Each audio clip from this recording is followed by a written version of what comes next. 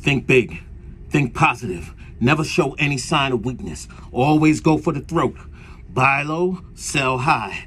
Fear, that's the other guy's problem. Nothing you have ever experienced will prepare you for the unbridled carnage you're about to witness. In this building, it's either kill or be killed. 1 minute you're up $500,000 in soybeans, and the next, boom, your kids don't go to college and they represents your Bentley.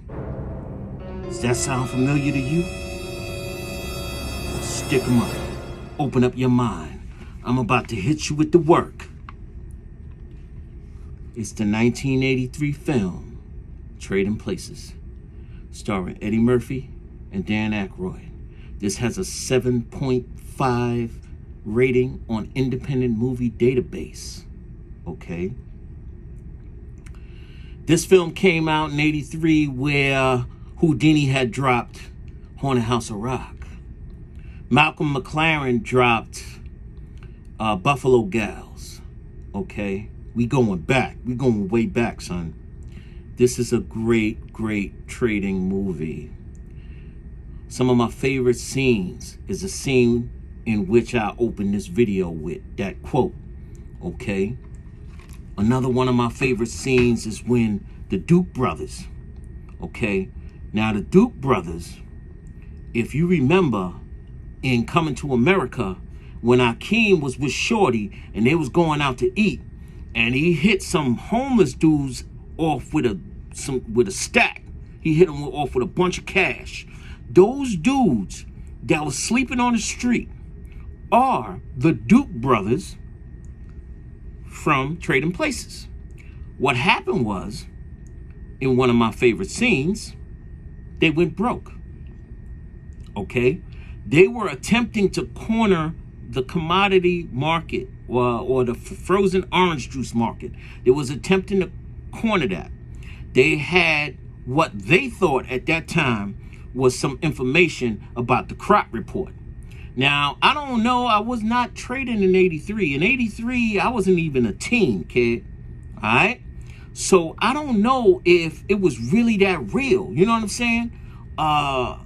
However, it was like everybody was prepped for this report. So they had this information. They thought they had the right information. And they began to buy frozen orange juice futures or in the pit.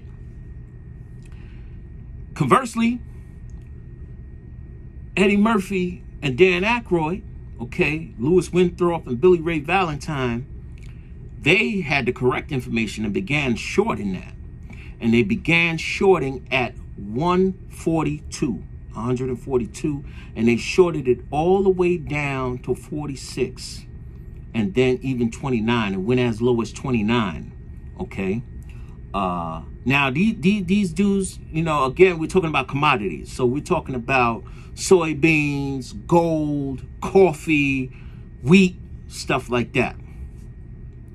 So the Duke brothers, they lost $394 million by this situation that went down at the end of the movie.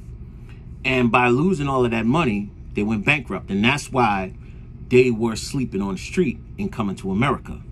At that time, you know, I didn't never see it. You know what I'm saying? I hadn't seen Trading Places until way late. Already, I was already bubbling, doing my thing. You know what I'm saying? Snatching paper here and there in the market. I was already in the game by the time I seen that movie. So it made it so much more relevant, you know what I'm saying, when I really, you know, started to really appreciate the film. You know what I'm saying? Okay. Some of my other favorite scenes in there is there is when the Duke brothers take Eddie Murphy and explain to him what they do. So they explain to him the whole game. Within 5 or 10 minutes, you know what I'm saying? At least in the movie, you know, it was probably a couple of days later in the movie. Eddie Murphy comes back to him. It's the other favorite scene. Eddie Murphy comes back to them, and they're concerned about selling or buying. I'm not sure which one it was. It was selling or buying, and one of them was antsy to get out. And Eddie Murphy was like, hold it down. Let me explain to you. Boom, boom. And start talking about, you know, the G.I. Joe with the Kung Fu grip. Okay, that's another one of my favorite scenes. Of course, you know, the end, the whole, like, you really got to see that of how it goes down, because it really breaks down to you how this game works as far as, you know, going long and shorting and stuff like that. You know what I mean? There's even a scene, you know, when they're getting ready to short, and Billy Ray Valentine or Eddie Murphy is kind of, you know, like, he's amped. He's ready to get it on. He's like, yo. And Dan Aykroyd or Louis Winthrop, he is mad cool. He's like so cool, calm, and collected at that time. He's like, not yet, not yet, not yet, now. And they start shorting. You know what I'm saying? And it's a beautiful, beautiful scene. So we know, according to the film, because, you know, they say it in there, that the Duke brothers lost $394 million. How much do you think Eddie Murphy and Dan Aykroyd made, or those characters made? Okay. Well, they actually made, according to the best figures that I can find, $162,000 a piece. Okay. So now, you know what I'm saying? Open up your mind. You know what I'm saying? Open up your mind and just bear with me. You know what I'm saying? Because it's something you might not be familiar with. You know what I'm saying? But it's just numbers. It's just numbers. It's just math. Over time, you will be able to understand. You know what I'm saying? Okay, and then you can roll with the kid, and we can, you know what I'm saying, do a real life Billy Ray Valentine, Winthrop type of situation on the market. This is what we do every day here at the Absolute Boss Collective. Okay, if you're new to the channel, subscribe. Okay, you know what I'm saying? Hit me off with a comment, hit me off with a question or whatever. Let's get this started. Let's get this popping. Okay, but right now we're talking about trading places. So how did they get this money? Okay, they began shorting at 142. Okay, the money they had, Jamie Lee Curtis, who was also in that movie, gave him about $45,000. Dan Aykroyd's character had $150,000 in assets, or in cash rather. Then the butler, okay, this was Dan Aykroyd's butler, had given about $150,000 also. So we're talking about $345,000 that they had to short with. Okay, par was 102. Okay, they paid. This is 1983, so they paid about $1,100 per contract. Okay, that would have been approximately 272 contracts. Okay, and you know, they could have been using margin or whatever, which is not relevant for this example. At $1,000 per point, meaning every point that the frozen orange juice, that's what they were trading at that time, every point that goes down, okay, it's $1,000.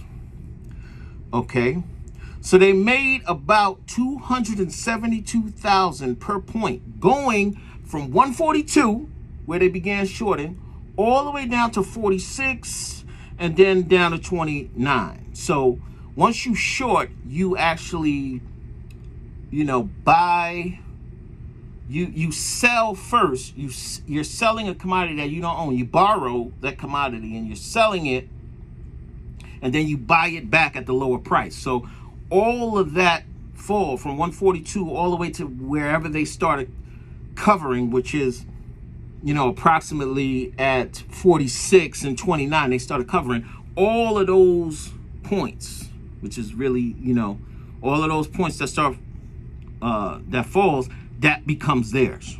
Okay, so let's give it an average of 37.5 that they covered at. That will be $28,424,000. It doesn't include the return to par at 102. So that would add $17,544,000. A total of $45,968,000 minimum. They probably leveraged their margin on the way down to buy 25,842 contracts at 37.5, which at 1,000 per point per contract is another 1,666,680,000 at 102. That's 428,162,000 apiece. Now, of course, they had to break off Jamie Lee Curtis, and they had to break off the Butler, but you can see that that's paper, baby. That's paper. And this is why, if you want to get into this game, you know what I'm saying, I would recommend checking out this movie. You're going to learn some things about the market. You are going to laugh. You're going to enjoy it. It's fun. It's a good movie. You know what I'm saying? And incidentally, I never traded commodities, outright. I've traded, oil and gold and silver, but via the market. I've never traded commodities. I've never been in the pit, but you know what I'm saying? I got my mask on and all that. I'm about to run up in the pit if there still exists. There's some out there, I think, only in Chicago at this time. So this is the Mass Trader coming through just to let you know what we like to watch when we're not in the market getting that money. We sitting down watching good movies like this. Okay? If you're new to the channel, subscribe, leave a comment, holler back. It's the Mass Trader for reporting live for the Absolute Boss Collective.